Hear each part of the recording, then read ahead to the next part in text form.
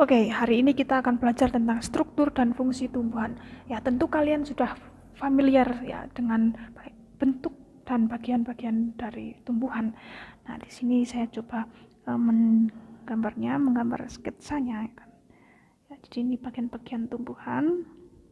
Ya, secara simpel aja. Ya, yang pertama, yang paling bawah ini ya ada akar ya, berada di bawah permukaan tanah. Kemudian ada juga daun, ada batang dan ada bunga, gitu kan. Oke, nah kita akan bahas bagian per bagian. Yang pertama adalah akar dulu. Ya, yang terbawah ya, dari yang terbawah. Oke, nah akar kalau saya potong secara membujur artinya itu ya ke bawahnya membujur ya bagian salah satu. Jadi misal bagian yang ini ya, bagian yang ini saya potong membujur jadi membujur gini. Nah, itu akan dihasilkan penampang yang seperti ini. Nah, tuh. Nah, tapi penampang seperti ini hanya bisa kalian peroleh kalau kalian mengamati menggunakan mikroskop. Kalau menggunakan lup biasa atau bahkan mata telanjang itu tidak terlihat struktur yang seperti ini ya, karena ini kecil. Tuh. Nah, ini ada bagian yang saya gambar tanduk-tanduk ini maksudnya apa? Lah, ini adalah rambut akar. Rambut akar ini merupakan proses diferensiasi. Uh, Diferensiasi tahu ya, diferensiasi itu proses kompleksitas. Jadi misalkan akar itu tadinya di awal itu cuma lurus aja, polos gitu ya. Terus karena dia mengalami proses diferensiasi ya, sehingga dia mempunyai fitur tambahan. Ya, fitur tambahannya berupa apa? Berupa rambut akar. Rambut akar. Sehingga zona yang sini itu disebut zona diferensiasi. Diferensiasi. Kalau di bahasa Inggris kan different itu artinya berbeda ya. Kan? Nah, terus rambut akar fungsinya untuk apa? Untuk memperluas bidang penyerapan. Nah, di bawah zona diferensiasi itu ada zona pemanjangan. Terakhir, di bawahnya itu ada zona pembelahan. Nah, di sini pula terdapat jaringan meristem apikal ya, jadi jaringan yang aktif membelah. Nah, di ujung ini ada struktur yang sangat penting, yaitu tudung akar. Fungsinya untuk menembus tanah. Nah, jadi kalau tidak ada tudung akar ini, nanti kalau akar ini menembus, nanti jaringannya akan mudah rusak. Nah, jadi tudung akar ini ya fungsinya untuk garda terdepan dalam menembus tanah gitu. Nah, sekarang kita coba amati akar kalau dipotong secara melintang seperti ini ya, melintang. Maka nanti akan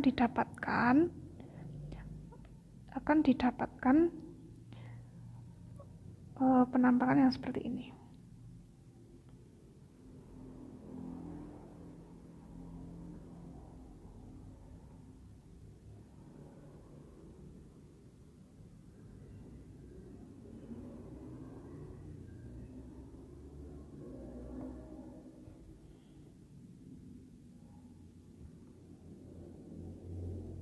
Nah, ya coba kalian tebak dulu sebelum saya lanjut membahas bagian yang ini, penampakan ini saya dapat dari zona mana? Dari zona diferensiasi, pemanjangan atau pembelahan. Ya betul, diferensiasi. Karena ada struktur ini ya, struktur yang ini yang menonjol ini adalah apa? Rambut akar. Nah, rambut akar ini kan berada di paling luar kan. Nah, jaringan yang di paling luar ini, jaringan terluar itu disebut jaringan epidermis ya. Nah, kemudian kalau ada epidermis berarti ada yang dalam kan, ini kan terluar berarti ada yang paling dalam. Nah, yang paling dalam itu disebut endodermis. Nah, ini perhatikan ya, dalam belajar IPA jangan pernah dihafal, tapi coba kita belajar dengan cara membedah akar katanya.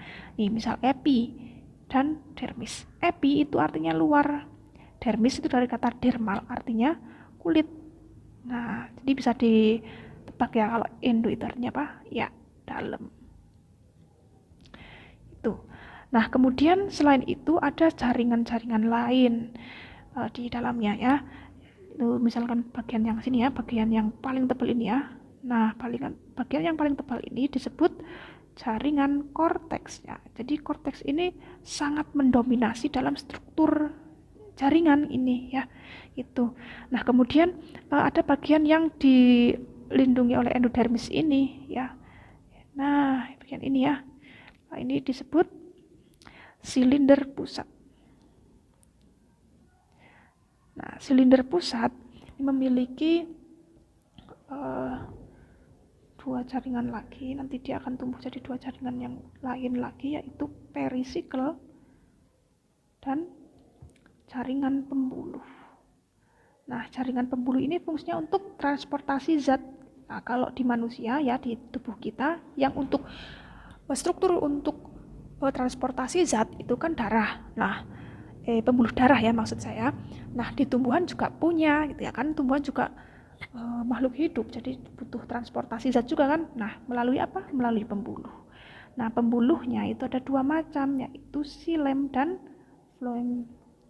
Kalau xilem itu untuk mengangkut air, kalau floem itu untuk mengangkut hasil fotosintesis.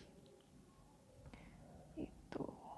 Hasil fotosintesis itu coba iya betul, gula dan oksigen. Jadi akar pun juga butuh hasil fotosintesis untuk apa ya? Untuk sumber energi, agar dia bisa membelah, dia bisa menembus tanah, agar dia bisa berdiferensiasi, bisa memanjang dan seterusnya. Oke.